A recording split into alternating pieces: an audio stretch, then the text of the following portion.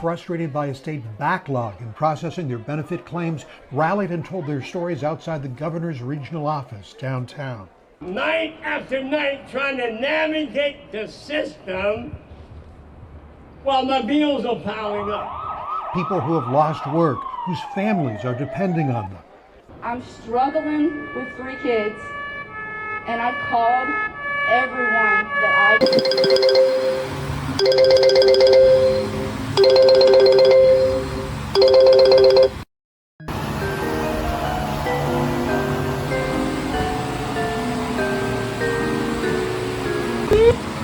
Okay, let's see how this works because I've never seen something like this before. I'm really bored and I want to try it. Please, tignan niyo yung buhok ko.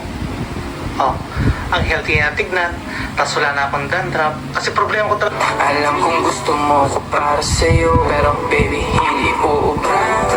Kahit lumuha ka, pasensya kung ganito. Ako't hindi tulad ng iba.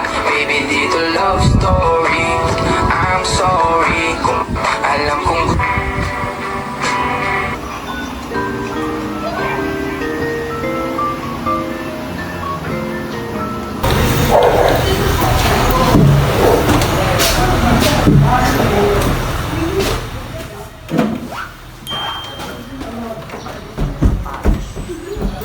Han, nakita mo na ba itong bagong scam sa internet?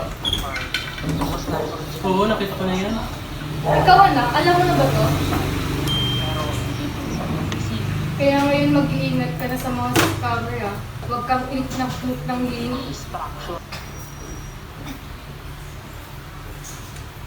Ay, muna na po ako. Pasok po ako.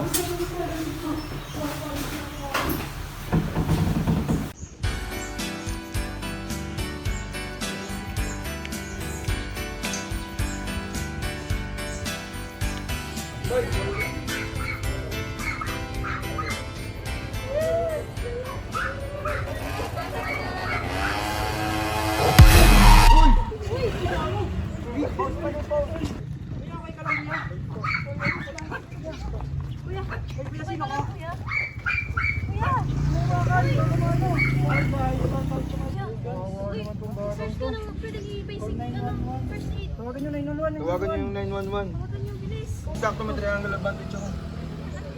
Tulungan nyo.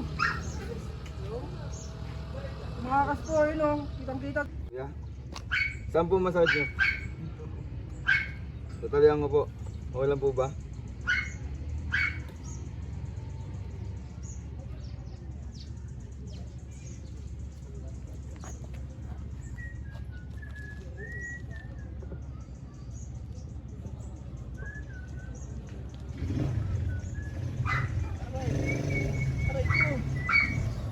Tatayo ko po kayo.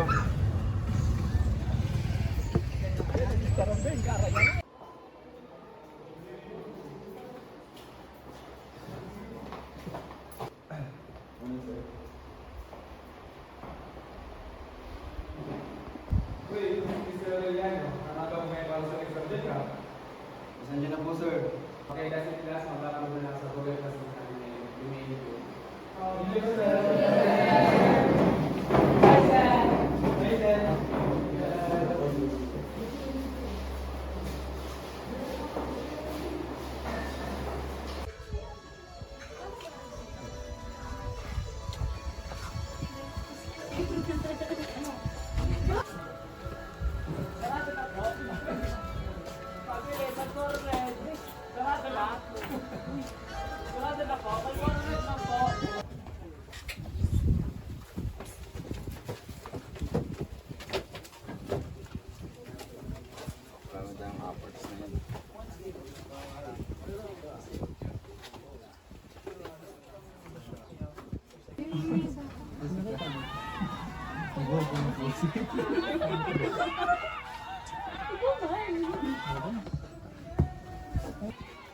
Uy, sino nga talaga yung yung tunay na makamasa?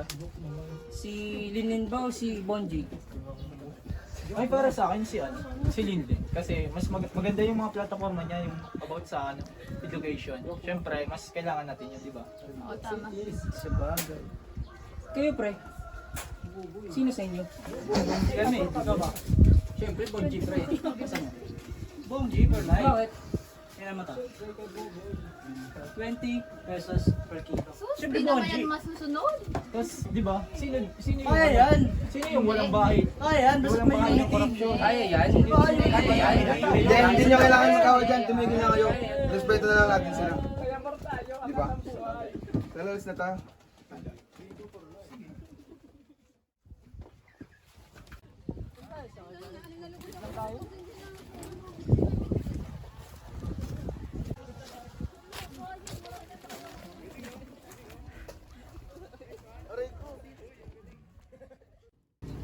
Uy, pre, una na ako, ha. Sige, sige. Ingat kayo. Ingat. Next time ulit. Bye-bye. GG. Ingat.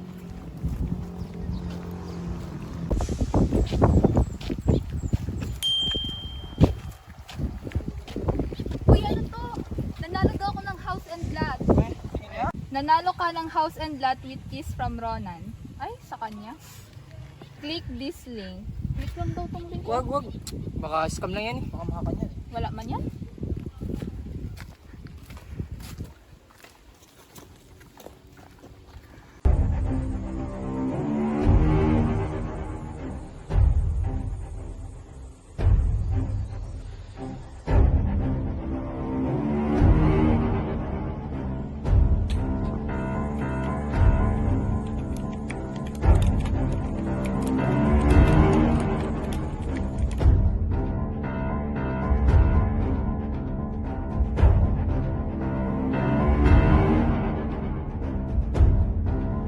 Walang masyadong special sa account. Pagtripad na nga lang.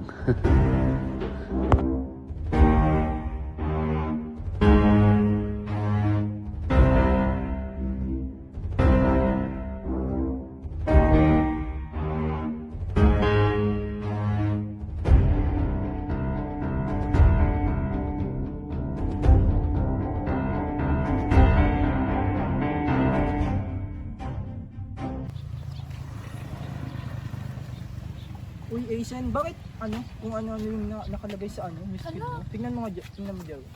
Patingin Oo nga, nga. no? Hala, nahak ata ako. Hala, nahak yata ako. May kilala ba kayong makaretrieve ng account? Baka si Ray. Wait, tawagan ko. Hello, Ray? Nandiyan ka pa ba sa school? Papatulong sana si Jinky magpaayos ng account niya eh. Baka na-hack. Sige. Balik kami dyan. O sige, wait lang. Tawagan ko lang ulit si Manny. Baka bumalik. Hello? Hello, Manny? Bilis, bumalik ka. Nahack yung account ni Jinky. Bilisan mo, ha? Sige. Tara na, balik tayo. Sige, balik tayo. Uy, pre, nangyari? Nahack yung account mo. Nakausap niyo na ba si Ray? Hindi pa. Punta natin. Tara.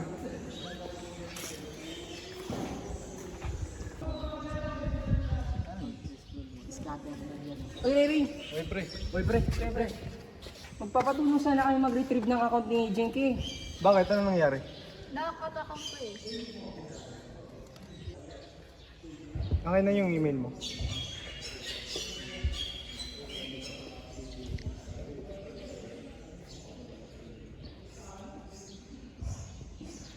Okay na.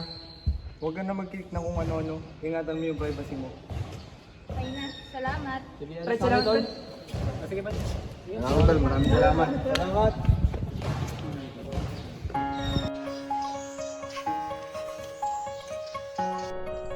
Ako si Manny at nais kong ibahagi ang kwento kung paano binago ng teknolohiya ang buhay ko na tila nagbukas ng isang panibagong mundo.